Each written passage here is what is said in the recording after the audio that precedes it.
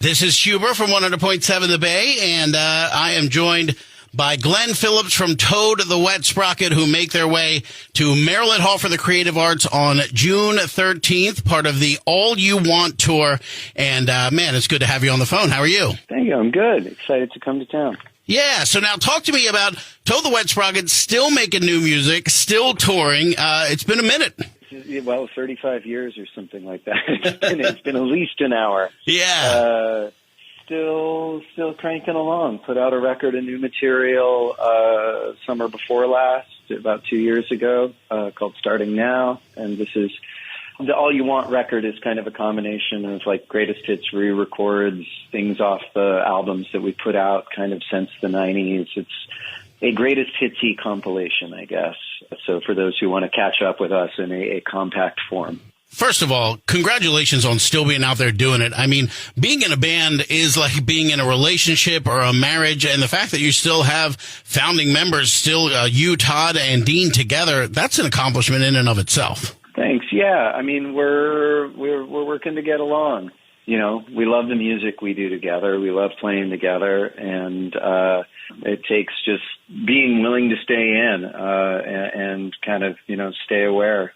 Yeah, it's been great. And it's great to do new music, too. I think if we were just stuck on the past only, and we always play the old hits, we always try to make the old-time fans happy. But I think continuing to write and continuing to make new material helps a lot, too. It is a balance, right? Every band has to go through that balance. It's you want to enjoy what you're doing. You want to keep your creative juices flowing, but you also know what pays the bills and what at least some level of your fandom is buying tickets for. Yeah, and I think we're a lucky band in that we weren't like the cool kids back in the day. So it wasn't about some greater scene that we were a big part of. I think the people who liked us were touched by our songs.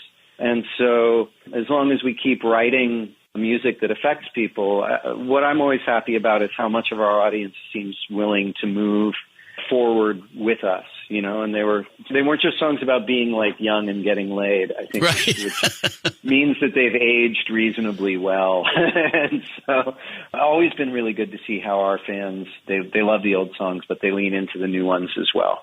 Yeah, and you know, it's funny, us who grew up in the 90s, now I was in high school, graduated high school in 95, college in 99. So the 90s music to me is the soundtrack of me growing up, and all of my firsts and everything happened to that 90s music. And I think we that had that growing up all really still hold tight to our favorites. And, you know, to somebody who's maybe 20-something or 30-something, maybe they only know All I Want from you guys or whatever.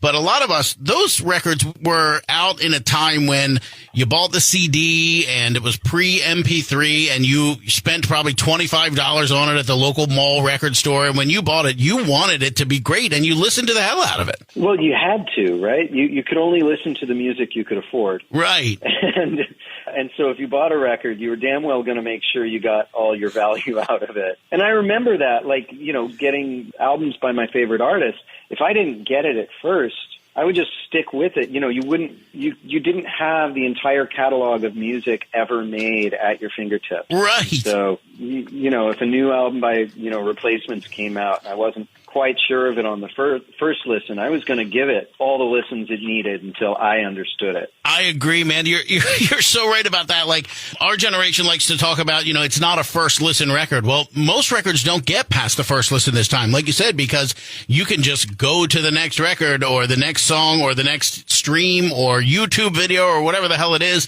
But like you said, we really worked hard to fall in love with our tunes. Now, I have a question too, because All I Want, right? That was the song that put you guys on the map. But for me, it's Walk on the Ocean. That is just still a top-notch tune, man. I still come back to that one on all my, like, 90s playlists or whatever. Walk on the Ocean was a special tune. Thank you.